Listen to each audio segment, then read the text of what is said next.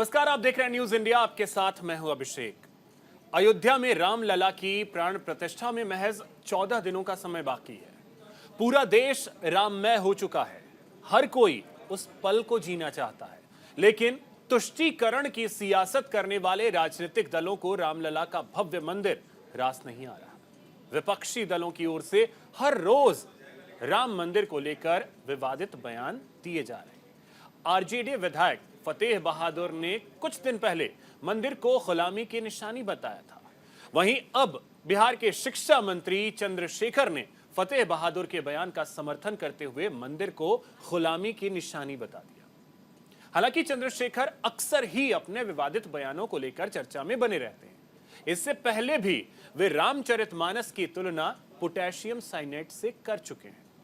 सिर्फ आरजेडी विधायक ही नहीं, एनसीपी नेता जितेंद्र आव्हाड भी भगवान राम को लेकर विवादित बयान दे चुके हैं। उन्होंने भगवान राम को मांसाहारी बताया था।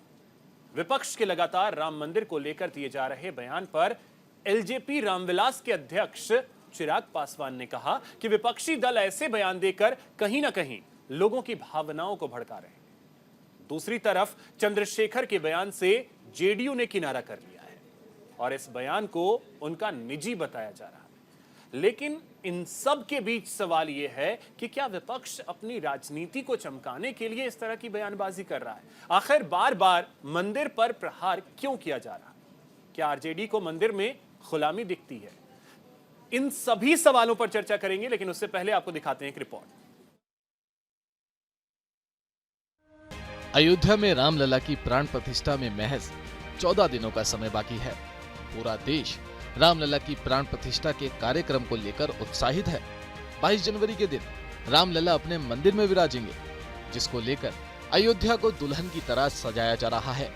इस कार्यक्रम के लिए देश भर की नामचीन हस्तियों, साधु संतों को शामिल होने का निमंत्रण भी भेजा जा रहा है।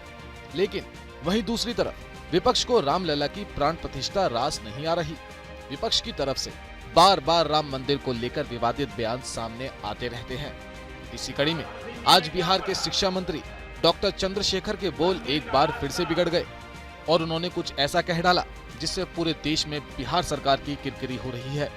मासी गुलामी का रास्ता होता है और फिर स्कूल का रास्ता। बिहार के शिक्षा मंत्री चंद्रशेखर अक्सर ही अपने विवादित बयानों को लेकर चर्चा में बने रहते हैं। अब उन्होंने अयोध्या राम मंदिर को लेकर ऐसा बयान दिया है जिससे हर तरफ उनकी आलोचना हो रही है। दरअसल शिक्षा मंत्री डॉक्टर चंद्रशेखर रोहतास के ढेरी में एक कार्यक्रम में पहुंचे थे, जहां आरजेडी विधायक फतेह बहादुर के बयान का समर्थन करते हुए उन्होंने कहा कि मंदिर का रास्ता गुलामी का रास्ता होता है, जबकि स्कूल का रास्ता प्रकाश का रास्ता दिखाता है। ये स्पष्ट है ना कि आपको चोट लगेगी तो आप कहाँ जाओगे? मंदिर अस्पताल। आपको पढ़ाई करनी होगी, कलेक्टर एसपी बनना होगा, कप्तान बनना होगा, एमएलए एमपी विधायक बनना होगा, होशियारी लानी होगी, आप मंदिर जाओगे कि स्कूल जाओगे? यह स्पष्ट बात है। फतेह बहादुर सिंह जी ने वही बात कही जो माता सावित्रीबाई फुले ने कही है। उसमें गलत किया? उन्हें माता सावित्रीबाई फुले को कोट किया। शिक्षा की अनिवार्यता है कि नहीं? और फिर कहाँ जाएंगे लोग? लुटने के लिए, लुटाने के लिए लोग बैठा हुआ है, लुटाने के लिए। तो जहां छद्म हिंदूवाद है, छद्म राष्ट्रवाद है, उससे भी सतर्क रहना चाहिए। तो जब कोई बीमार पड़ता है तो वो अस्पताल ही जाता है, शिक्षा चाहिए तो स्कूल और कॉलेज ही जाता है। और मंदिर आस्था का विषय है, मंदिर भी जाते हैं। हमारे नेता तेजस्वी यादव जी ने तो कहा कि उनके घर में ही मंदिर है, और अभी तिरुपति गए, बाल चिलवा कर आए। आदरणीय लालू प्रसाद जी मंदिर में गए, पूजा किए हैं। ये आस्था का विषय है, ये सियासत का विषय नहीं है। और सब लोग अपने अपने धर्म के अनुसार पूजा पाठ करते हैं, इसमें कहाँ कोई परेशानी है। लेकिन बीजेपी जिस तरह से धर्म के नाम पर, भगवान के नाम पर सियासत करती है, इसका विरोध है। ऐसा पहली बार नहीं है जब बिहार के शिक्षा मंत्री चंद्रशेखर यादव के बोल बिगड़े हो। इससे पहले भी उन्होंने रामचरितमानस की तुलना पोटेशियम साइनाइड से की थी। राम मंदिर पर दिए बयान को लेकर एलजेपी के राष्ट्रीय अध्यक्ष चिराग पासवान ने कहा है कि ऐसे बयान देकर कहीं न कहीं वह लोगों की भावनाओं को भड़का रहे हैं। तो वहीं जेडीयू प्रवक्ता केसी त्यागी का कहना है कि राम मंदिर को लेकर कुछ भी बोलने से बचना चाहिए, इससे बीजेपी को फायदा मिलता है। मेरी समझ के परे है कि वो अपने विभाग का ध्यान रखने के अलावा उनकी चिंता सनातन धर्म को गाली देने को लेकर इतनी ज़्यादा क्यों है, ये हम लोग की समझ के परे। आए दिन इस तरीके के बयान देना, और ताज्जुब मुझे इस बात का होता है कि उनकी पार्टी का नेतृत्व और उनके गठबंधन के साथी क्यों इन तमाम बातों को बर्दाश्त करते हैं। क्या उनको इस बात का एहसास नहीं है कि ये तमाम बातें आस्था से जुड़ी हुई हैं? कहीं ना कहीं आप लोगों की भावनाओं को आहत कर रहे हैं, कहीं ना कहीं लोगों की भावनाओं को आप भड़काने का काम कर रहे हैं। कई बार इससे पूर्व में भी हम लोग कह चुके हैं कि इस तरीके के बयान देने वाले मंत्रियों को तत्काल प्रभाव से बर्खास्त कर देना चाहिए। अंबेडकर, सावित्रीबाई फुले, महात्मा फुले, ये सब हमारे भी महापुरुष हैं, लेकिन राम मंदिर की प्राण प्रतिष्ठा को लेकर के किसी प्रकार की भी अव्यवहारिक और अनुचित टिप्पणी करने से इंडिया के घटक दलों को परहेज करना चाहिए। इससे भारतीय जनता पार्टी का पक्ष मजबूत होता है। इसी साल लोकसभा चुनाव होने हैं, जिसमें बीजेपी राम मंदिर को लेकर मुद्दा बना सकती है, लेकिन विपक्ष के राम मंदिर को लेकर बार बार विवादित बयान देने से उसे नुकसान उठाना पड़ सकता है। ऐसे में विपक्ष को इस तरह की बयानबाजी से परहेज करना चाहिए, वरना सेल्फ गोल की ज्यादा संभावना है। Neha Bhadauria, news India.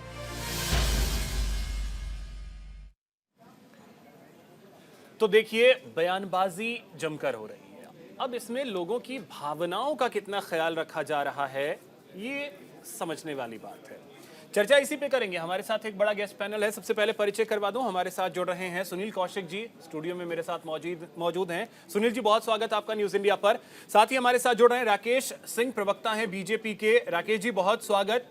रत्नाकर जी हमारे साथ जुड़ रहे हैं, कांग्रेस प्रवक्ता हैं, कांग्रेस नेता हैं। रत्नाकर जी, बहुत स्वागत आपका भी न्यूज इंडिया पर। साथ ही अरुण कुमार यादव जी, प्रवक्ता हैं आरजेडी के, हमारे साथ जुड़ रहे हैं। अरुण जी, बहुत स्वागत आपका न्यूज इंडिया पर। और योगेश सोनी जी हमारे साथ हैं, राजनीतिक विश्लेषक हैं। योगेश जी, आपका भी बहुत स्वागत न्यूज इंडिया पर। अरुण जी, चर्चा की शुरुआत मैं आपसे करूंगा। क्या आरजेडी चंद्रशेखर के बयान के साथ खड़ी है?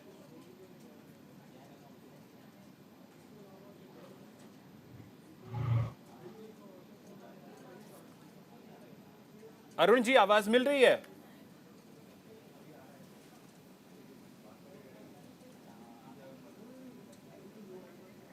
अरुण जी, आवाज मिल रही है आपको मेरी? मोनो ऑन कैसे हो? सर, म्यूट शायद है आपका, अनम्यूट कर लेंगे प्लीज। चलिए, आवाज की कुछ समस्या आ रही है, उसे दुरुस्त करते हैं, उसके बाद आपके पास आते हैं। रत्नाकर जी, आपके सहयोगी अलायंस पार्टनर हैं, उनके बयान के साथ क्या कांग्रेस खड़ी है, या उस बयान को लेकर के कांग्रेस का क्या रुख है, क्या प्रतिक्रिया है? सबसे पहले तो मैं स्पष्ट तौर से कहना चाहता हूं कि किसी भी इंडिया घटक दल का कोई बयान आता है तो वो उनके पार्टी की विचारधारा हो सकती है, पार्टी के नेताओं का व्यक्तिगत वक्तव्य हो सकता है। अगर प्रभु श्री राम के बारे में कोई भी इस तरह की अमर्यादित भाषा अगर बोलता है, चाहे वह भले ही जितेंद्र आह्वान हो एनसीपी के, चाहे शिक्षा मंत्री हो, कोई भी अगर अभद्र व्यवहार बोलता है, भाषा बोलता है, तो निश्चित रूप से कांग्रेस पार्टी उसका समर्थन नहीं करती है, उसका निंदा करती है।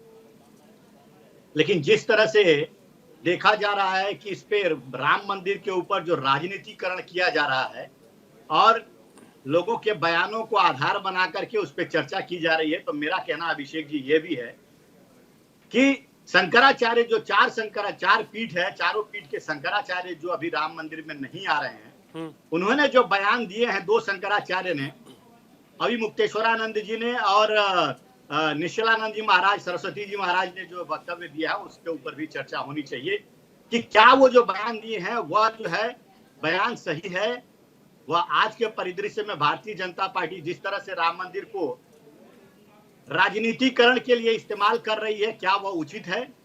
क्या धर्म गुरुओं को, धर्माचार्यों को दरकिनार करके और राजनीतिक पोस्ट पे शीर्ष पे बैठे हुए लोगों से प्राण प्रतिष्ठा करवाना और धर्माचार्यों को वहां पे सिर्फ मूक दर्शक की तरह बुला करके और बिठा के रखना, क्या यह सही है?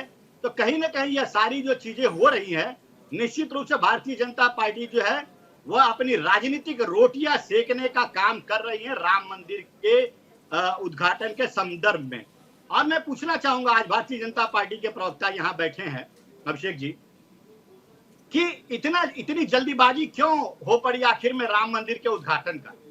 अभी 3 मंजिला जो राम मंदिर बनना है उसमें प्रथम मंजिला ही वो भी कंप्लीट नहीं हो पाया है मैं कहूंगा, और 2 महीने के बाद रामनवमी है। अगर आप इतनी तीव्रता से काम कर रहे हैं तो 22 जनवरी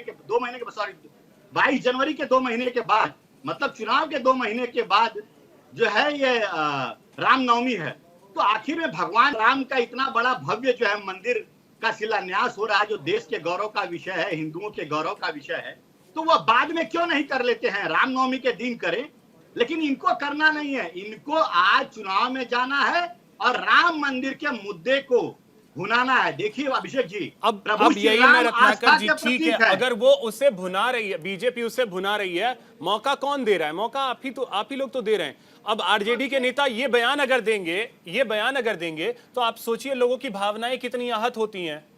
अभिषेक जी देखिए, प्रभु श्री राम आस्था का विषय है, प्रभु श्री रामचंद्र जी राजनीति का विषय नहीं।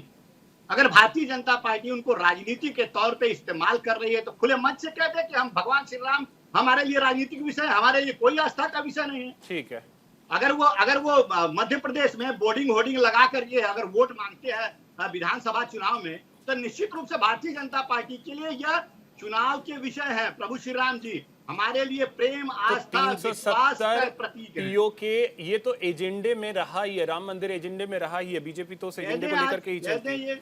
ठीक है रत्नाकर जी, अरुण जी हमारे साथ जुड़ गए हैं। अरुण जी, आवाज आ रही है आपको? अब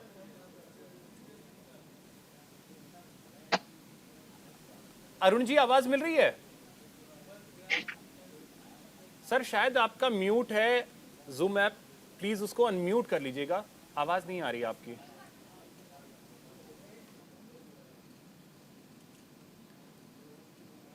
अब आ रही है आवाज?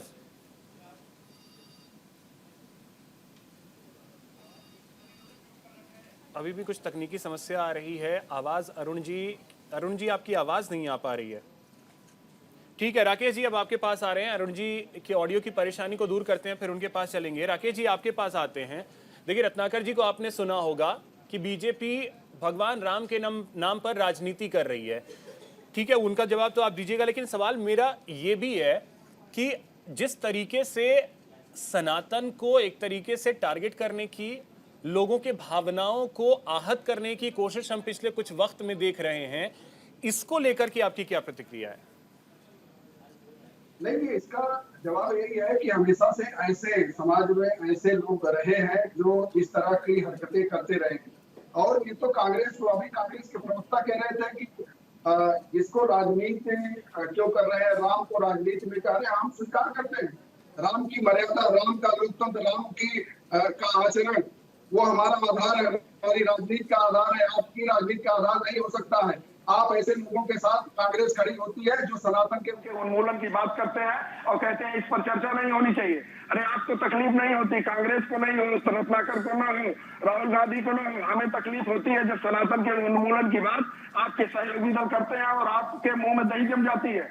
आपको तकलीफ नहीं होगी, हमें होती है। आप ही पूछ रहे थे ना, कांग्रेस के लोग ही पूछ रहे थे ना, तारीख मंदिर बनाएंगे, तारीख नहीं बताएंगे। अरे इतने संघर्षों के बाद अदालत के जरिए, संवैधानिक प्रक्रिया के जरिए प्रभु राम का मंदिर बन रहा है, इसका स्वागत करना चाहिए, इसमें निंदा नहीं करनी चाहिए, आलोचना नहीं करनी चाहिए। आपको भी निमंत्रण मिलेगा, आप जाइए।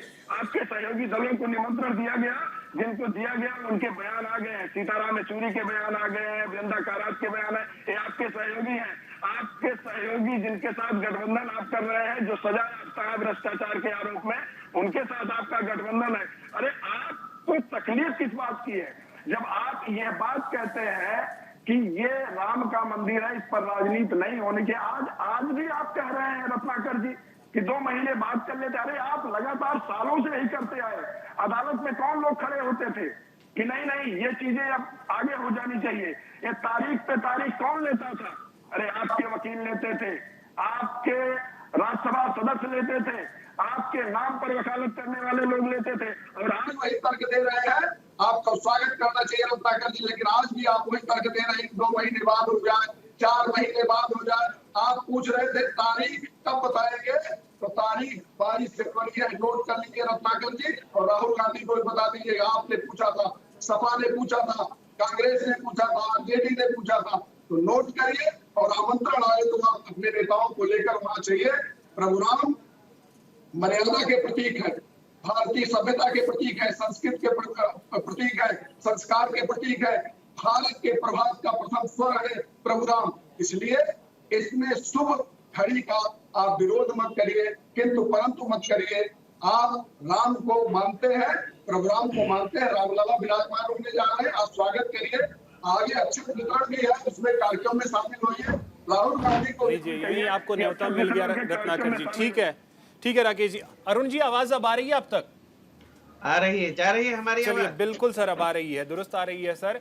अब ये समझना चाहेंगे अरुण जी कि क्या पार्टी जो बयान आया है चंद्रशेखर जी का, उसके साथ खड़ी है क्या?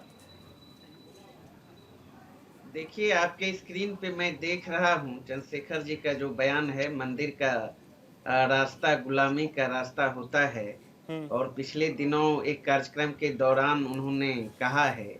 तो ये चीज अभिषेक जी मानना होगा, वो जो उनका बयान नहीं है, यह प्रथम देश की प्रथम शिक्षिका रही हैं सावित्रीबाई फुले जी का विचार है। उसी विचार को वो वहाँ भाषण में, अपने भाषण में वो रख रहे हैं।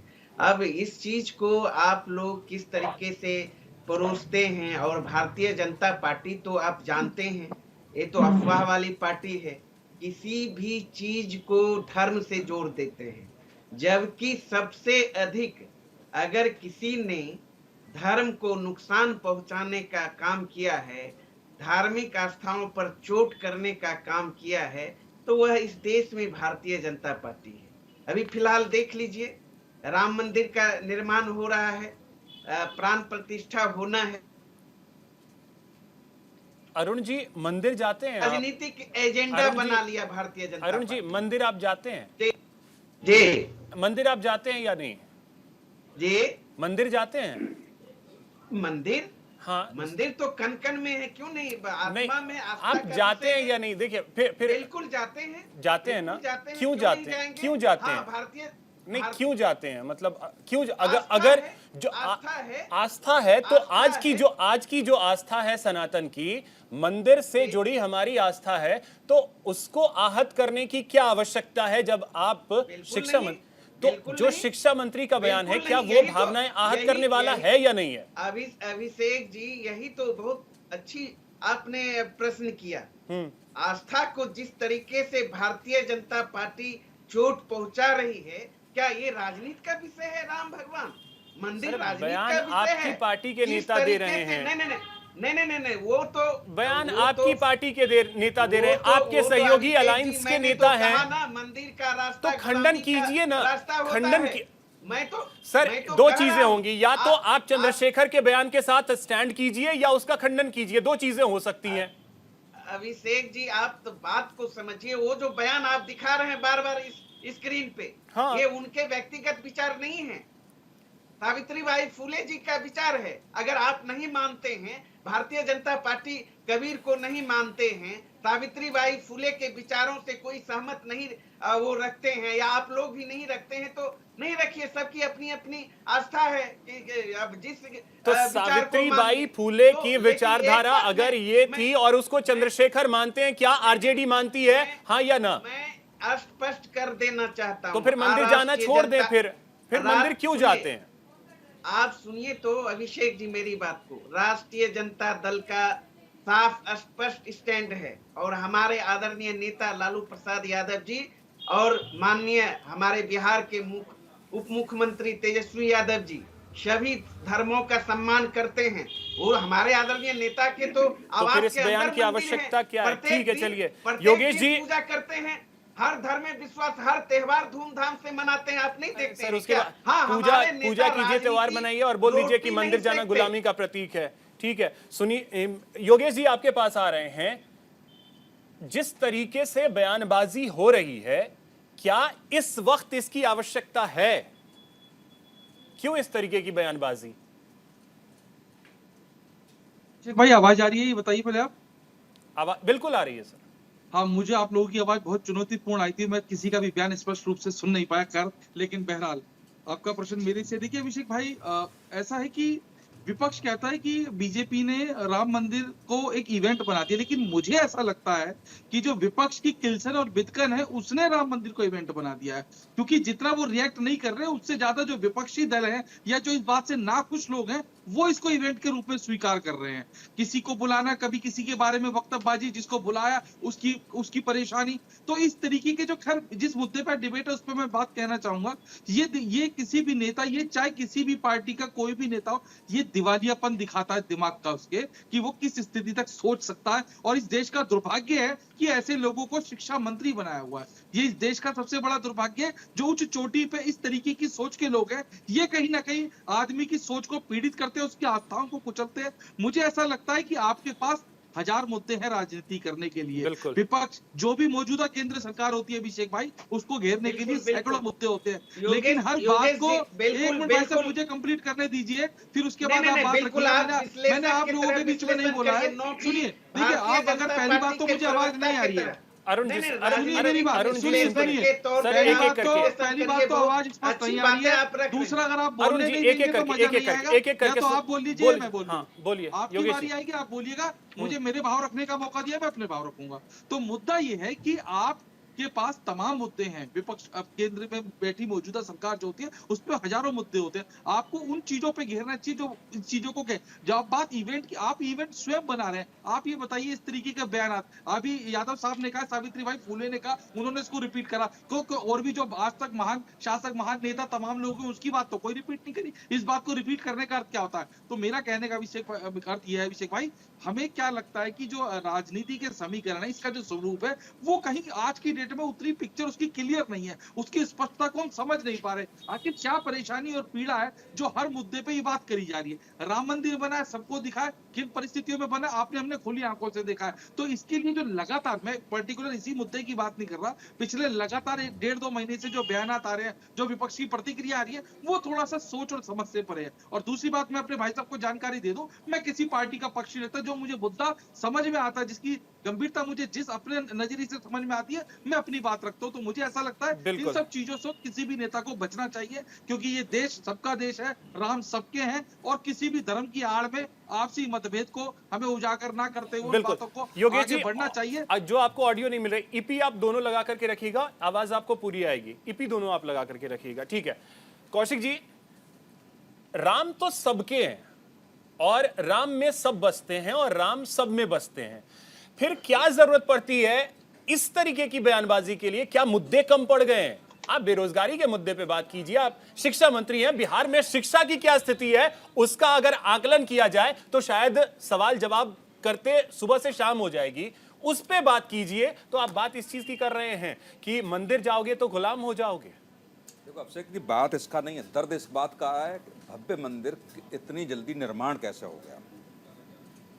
क्या माननीय उच्चतम न्यायालय ने इस बात का कोई आदेश दिया था कि भव्य मंदिर, श्री राम मंदिर का निर्माण होगा क्या?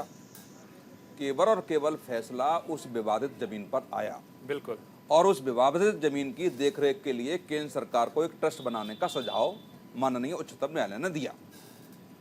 जितना भी भव्य मंदिर वहाँ बनाया जा रहा है, क्या उसमें देश के लोगों की भावनाएं नहीं जुड़ी हैं? क्या 60 करोड़ से ज़्यादा लोग 1 रुपये से लेकर के अधिकतम का जो योगदान कर चुके हैं, क्या उनकी भावनाएं भी विपक्ष को समझ में नहीं आ रही हैं? क्या किसी ने 1 रुपया दिया, किसी ने 11 दिया, किसी ने लाख दिया, किसी ने करोड़ दिया, बिल्कुल, लेकिन 60 करोड़ से ज़्यादा लोगों ने किया।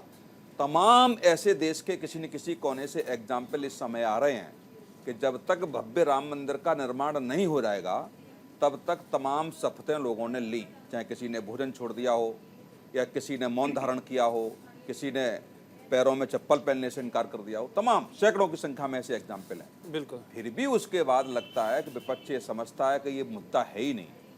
आप ये बताइए कि मंदिर कब बनाएंगे, ये नहीं बताएंगे, तारीख नहीं बताएंगे, ये किसने कहा?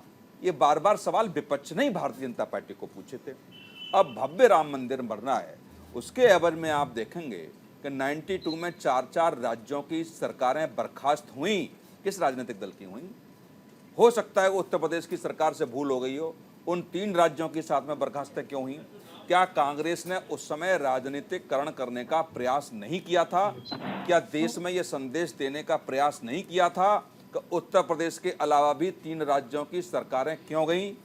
इसका जवाब उस समय कांग्रेस के पास था क्या?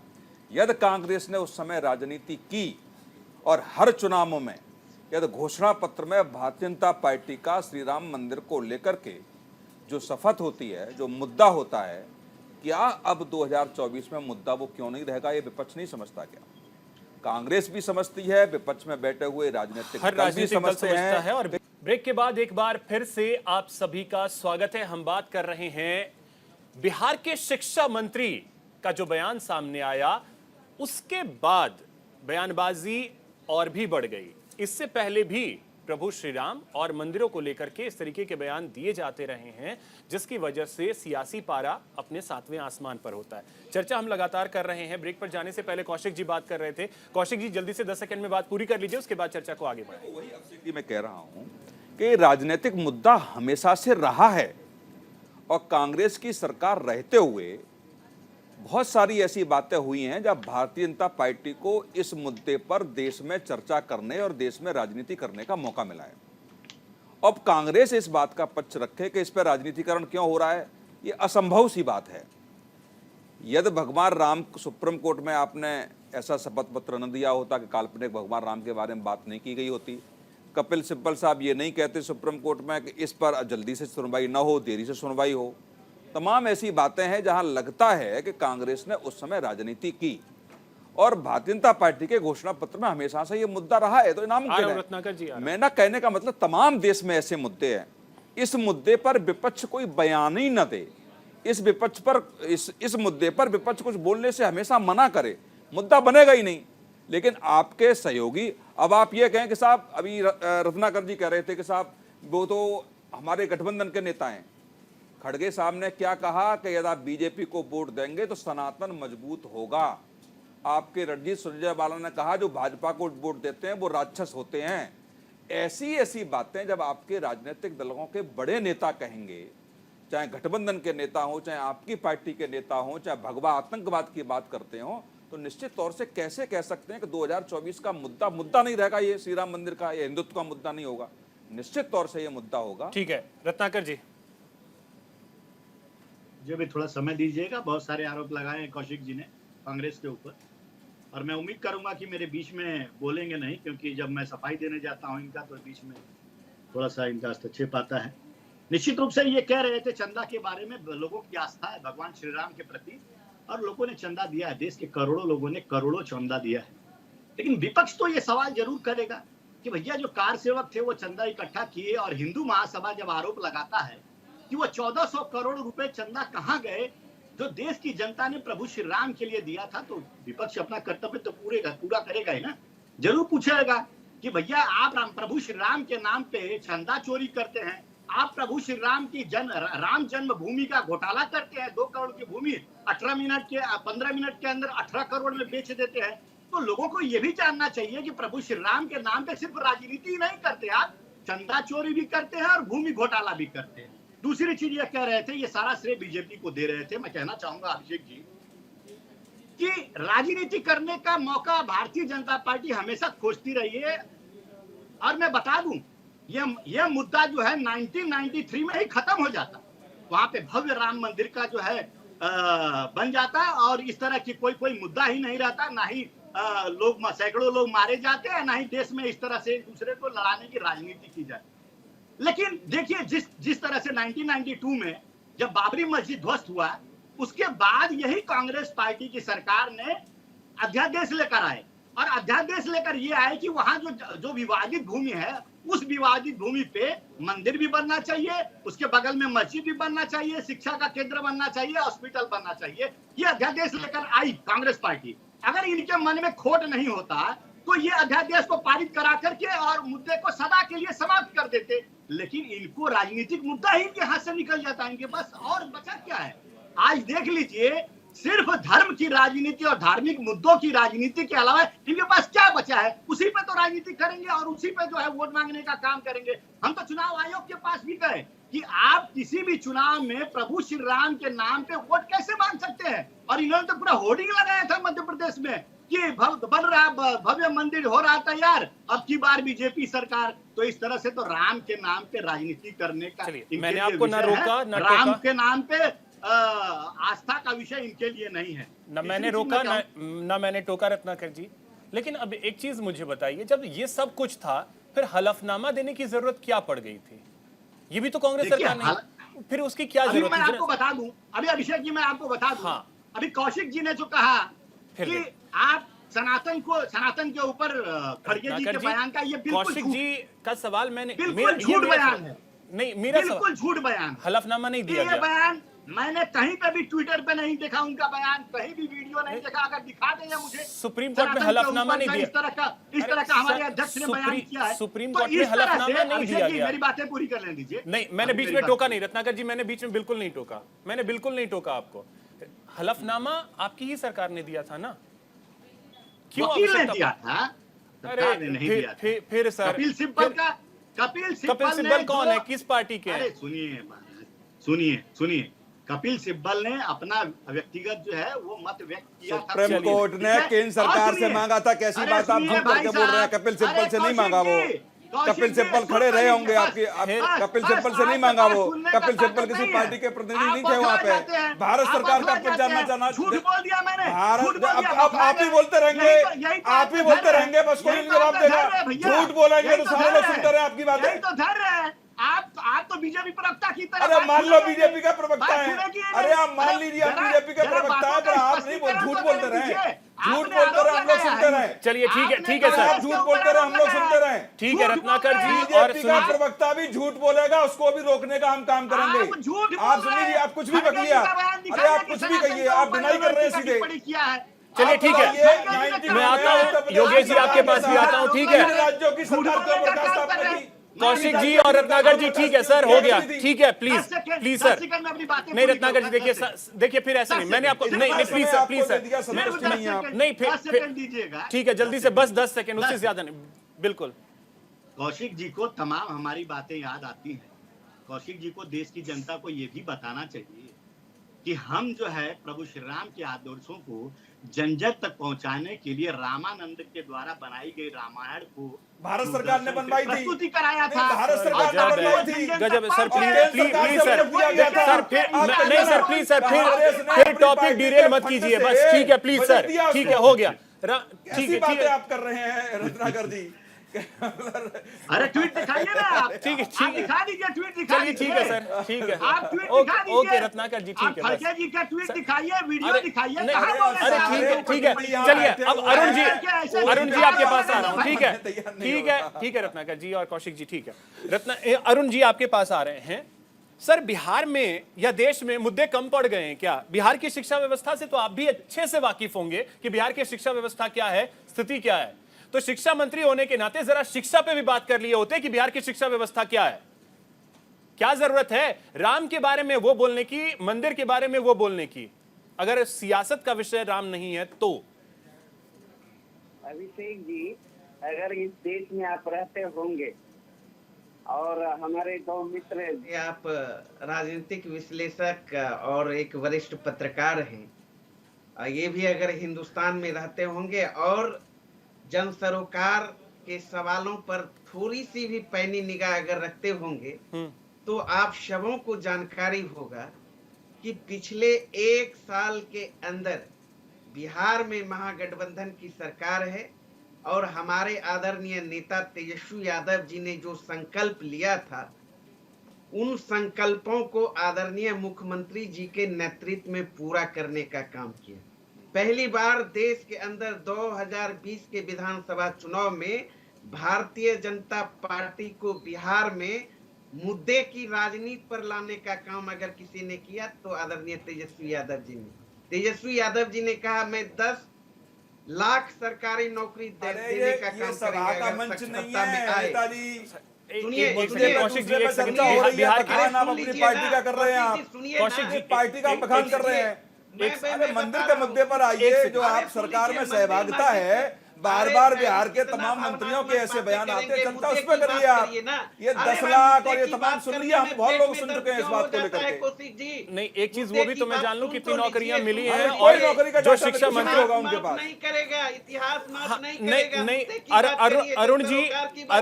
अरुण जी, अभिषेक जी, मैं आपने कितने शिक्षकों को नौकरी दी है, कितने शिक्षकों को दी है, और उसका क्राइटेरिया क्या था, जरा उस पर बात कर लेंगे।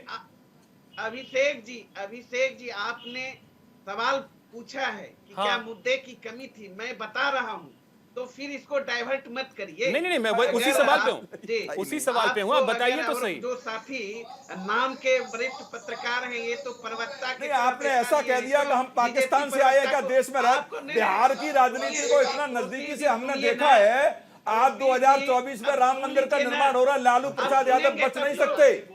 यद उन्होंने रथ यात्रा बोलने तो दीजिए, कौशिक जी, ठीक है जी। दर्द होता है जन सरोकार नहीं, वो तो आपका जंगल राज हमने देखा है बिहार का जाकर के, कितने सरोकार की आपने राजनीति की थी। आप कौशिक जी, प्लीज, जनता ने आपको सत्ता की चाबी सौंपी, कौशिक जी, कितने जन सरोकार से जुड़े हुए सुनील जी, कौशिक जी, एक सेकंड, एकदम एजेंडा चलाना है। कौशिक जी, नहीं, सुनेंगे नहीं। क्या सुनेंगे? अभिषेक जी, कौशिक जी, अच्छा नहीं लगेगा। कौशिक जी, प्लीज, कौशिक जी को हमने सुन रहा था। हाँ, नहीं, बोलिए अरुण जी, बोलिए से सुने, बोलिए। हाँ, देखिए अभिषेक जी, 3 महीने के अंदर 2.5 लाख शिक्षकों की नियुक्ति बिहार सरकार ने करने का काम किया। देश के अंदर पहला राज्य बिहार है। 1 साल के अंदर 5 लाख। 7th फेज वालों का क्या हुआ सर? 7th फेज वालों का क्या हुआ? सारे फेज हो गए, आपको जानकारी नहीं, अध्ययन कर लिया कीजिएगा। अच्छा, +2 वालों का क्या हुआ? गेस्ट टीचर्स का क्या हुआ? बिल्कुल क्या हुआ? सरकारी नौकरी की मैं बात कर रहा हूँ भाई। अरे सर, तो उनको फिर बुलाया है क्यों था गेस्ट टीचर्स का? और कहाँ स्कूलों में सारे शिक्षक हैं? तो मैं गेस्ट टीचर, बताइए ना, गेस्ट टीचर। हाँ, बिल्कुल, मैं उसी की बात कर रहा हूँ। गेस्ट टीचर्स को कहाँ से लाए थे? गेस्ट टीचर्स को कहाँ से लाए थे? आपने ही लाया था। अरे टीचर तो था ही, है ही। कहाँ टीचर है सर? चलेंगे सर, मेरे साथ बिहार के स्कूलों में घूमेंगे। बिहार के किस स्कूल की बात कर रहे हैं? सुन लीजिए अभिषेक जी, सुन तो लीजिए। बीपीएससी के द्वारा बहाली किया गया और प्रक्रिया में है। 13 जनवरी को हमारे मुख्यमंत्री और तेजस्वी यादव जी 1,10,000 शिक्षकों को नियुक्ति पत्र गांधी मैदान में बांटने जा रहे हैं। तो अभी 13 आने में इंतजार है सर। 13 आने में इंतजार है। 13 जनवरी ये। हाँ, 13 आने में इंतजार है सर। रिजल्ट सोशल मीडिया पे लाखों लोग मुझे मैसेज करते हैं कि अभिषेक जी +2 वाला थोड़ा देख लीजिएगा। अभिषेक जी, आप सुनेंगे हमको या फिर आप भी उसी तरह से बोलेंगे जैसे बीजेपी के प्रवक्ता? आपने बोला कि अगर हिंदुस्तान में रहते होंगे, मैं खुद बिहार का हूँ सर, तो बिहार की शिक्षा व्यवस्था की रियलिटी मुझे बहुत अच्छे से पता है। बड़ी खुशी हुई आप बिहारी हैं। हाँ, तो इसीलिए और बिहार की शिक्षा व्यवस्था, सरकार पर, बिहार की शिक्षा व्यवस्था मुझसे बेहतर कोई शायद जानता होगा। नहीं, क्योंकि मैं वहीं ग्रामीण स्कूल में पढ़ा हूँ, वहीं मिडिल स्कूल, हाई स्कूल मैंने किया है। बिल्कुल 14-15 साल तक नीतीश जी के चरण बंधन में भारतीय जनता पार्टी लगी हुई थी। जो भी विभाग उनके पास था, सबको नर्क में तब्दील कर दिया।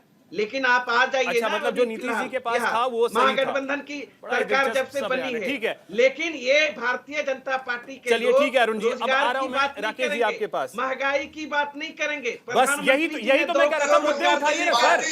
यही तो कह रहा हूँ, मुद्दे उठाइए ना। महंगाई का मुद्दा है, बेरोजगारी का मुद्दा, ये मुद्दा उठाइए ना। लेकिन आप राम पे चले जाते हैं, जो हर किसी की आस्था से जुड़ा हुआ विषय है। राकेश जी, सिर्फ और सिर्फ भावनात्मक नारे, भावनात्मक मुद्दे। तो वही अरुण जी, आप जो कह रहे हैं, मैं उसी का तो समर्थन कर रहा हूँ। भावनात्मक नारे। अरुण जी, मैं इसी का समर्थन कर रहा हूँ। आप महंगाई की बात कीजिए ना, बेरोजगारी की बात कीजिए ना, मैं इसी की तो बात कर रहा था। अब आप आए हैं मुद्दे पे, आप आए हैं।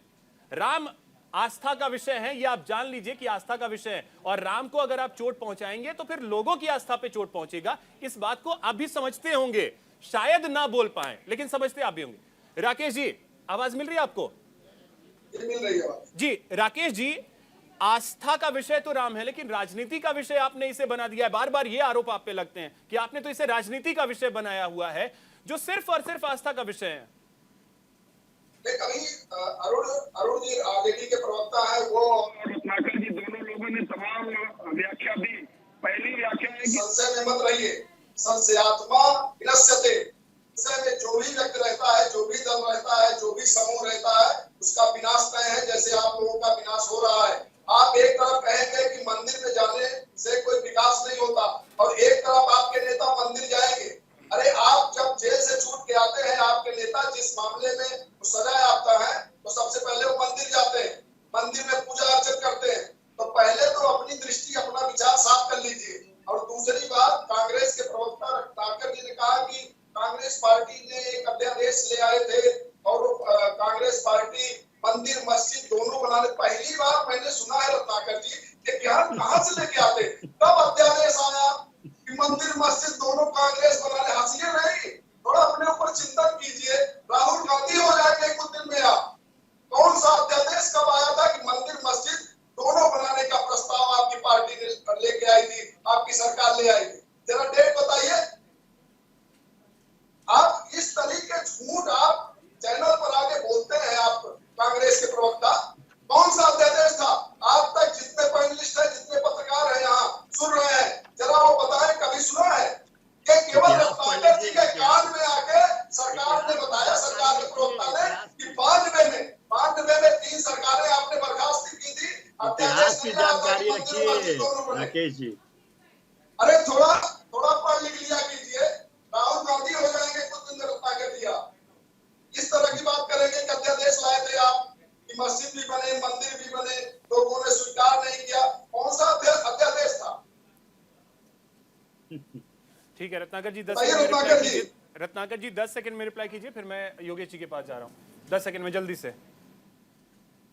राकेश जी की बातों पे मुझे बहुत हंसी आई, क्षमा करिएगा इसके लिए, लेकिन कहीं ना कहीं आप थोड़ा होमवर्क करके आया करिए और जरा इतिहास पढ़ के आया करिए कि 1993 में अध्यादेश लेकर आए थे तो उसमें क्या हुआ था। पढ़ लीजिएगा, मुझे बताने की आपकी बौद्धिक क्षमता का पता चल गया है सारे चीजों को, आप पढ़ लीजिएगा, ठीक है। अक्षय जी देखिए, मैं कहना चाहूंगा, मैं सिर्फ 10 सेकंड लूंगा, ज्यादा नहीं। अक्षय जी देखिए, ये बयानों के ऊपर इतनी बयानबाजी हो रही है। बयान नहीं, अध्यादेश बताइए। आप इतना ज्ञान बना के जा रहे हैं, राहुल गांधी टाइप की बात कर रहे हैं आप अध्यादेश बताइए कब आया था? अरे 1993 में आया था भाई अध्यादेश, बाबरी मस्जिद टूटने के बाद, बाबरी मस्जिद टूटने के बाद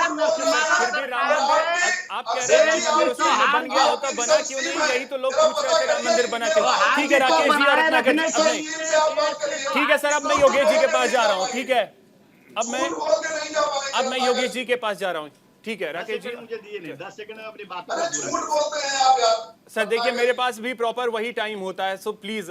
अब योगेश जी, अब अगर हम देखें, विषय बहुत सारे हैं, आप उन विषयों को छोड़ करके ऐसे विषय पर आते हैं जहां आपको वाकई में बीजेपी लाना भी चाहती है, और आप उसी विषय पे आ जाते हैं और वहीं आकर के आप फंसते हैं, जो कहीं ना कहीं बीजेपी को भी सूट करती है। देखो अभिषेक भाई, है क्या कि सच्चाई सबको पता है। इस प्रकरण में जब से प्रारंभिकता से लेके और आज तक राम मंदिर प्रकरण में सबको सब पता है कि ये मुद्दा किसका था। बहुत अच्छी बात है आप इसको मुद्दा समझते हो और सामने वाले का समझते हो, तो जो जिसका मुद्दा वो उस पर काम कर रहा है, कोई बात नहीं, बहुत अच्छी बात है। एक इच्छा शक्ति का प्रमाण ही तो है। और मैं एक बात और कहना चाहता हूं, हमारे साथी मित्र हमें हमेशा अधिकतर राजनीतिक विशेषज्ञ पत्रकारों को कह देते हैं कि आप प्रवक्ता की तरह बात कर रहे हैं। अभी थोड़ी देर पहले मैं एक चैनल पे था तो मुझे एक सज्जन ने कहा कि आप तो कांग्रेस के प्रवक्ता की तरह बात कर रहे हैं। हम अपने मुद्दे को बात रखते हैं, अपने मुद्दे की बात करते हैं, हम किसी पे नहीं रखते। जो चीज हमें सही लगती है हम अपने तरीके से बात करते हैं, तो हम पे तो पार्टियों के चोले का आरोप चढ़ता रहता है। खैर बहरहाल, तो मेरा कहने का अर्थ सिर्फ इतना सा है कि आप ये देखिए कि आपके पास विपक्ष को घेरने के लिए बहुत सारी बात है। अभी अरुण यादव जी ने बड़ी अच्छी बात कही, महंगाई पे चर्चा करी, शिक्षा में बात करी, शिक्षा के क्षेत्र में इतनी सारी चीजें हमारे पास है। आपने अभिषेक भाई बड़ी अच्छी बात करी, वो मुझे बड़ी अभी हिट करी कि बीजेपी उसी मुद्दे पे इनको लाना चाहती है जहां आ जाते हैं और उनका काम आसान कर देते हैं। जिस मुद्दे इस बयानात से क्या लगता है कि आपको बीजेपी को निश्चित तौर पे फायदा होगा और इसमें मौजूदा सरकार को, बिहार की मौजूदा सरकार को नुकसान होगा। तो ये बात भी है कि उनका मेंटल सेट ऐसा हो जाता है या वो कोई ना कोई ऐसी बात कह देते हैं, क्योंकि देखिए आदमी सब बर्दाश्त कर सकता है, लेकिन आस्थाओं से संबंधित कोई घटनाक्रम होता है। आ गया है पीसीआर से, मुझे वाइंड अप करने का कमांड आ गया, लेकिन 10 सेकंड में कौशिक जी मैं आपसे सिर्फ ये चाहूंगा, जल्दी से 10 सेकंड में मैं रिक्वेस्ट भी पीसीआर की टीम से करूंगा, 10 सेकंड के लिए कौशिक जी। बिल्कुल, क्या उसी मुद्दे पर बीजेपी लाना चाहती है और ये सभी आ जाते हैं, विपक्ष पूरा आ जाता है? अभिषेक जी, इस बात का विपक्ष को डर है कि जो माहौल 2024 में बनने जा रहा है उसको रोकने का काम किया जाए, और वो उसमें फंसते चले जा रहे हैं। उस पर चर्चा ही विपक्ष न करे, उस पर कोई वार्ता ही न करे तो मुद्दा बनेगा कहां? अब आज डिबेट किस बात पे लेकर के हो रही है? डिबेट इस बात पे लेकर के हो रही है, शिक्षा मंत्री ने बयान नहीं दिया होता तो इसके साथ मेरे पास इतना ही समय है। बहुत शुक्रिया आप सभी मेहमानों का हमारे साथ जुड़ने के लिए, चर्चा में शामिल होने के लिए। फिलहाल इतना ही, नमस्कार।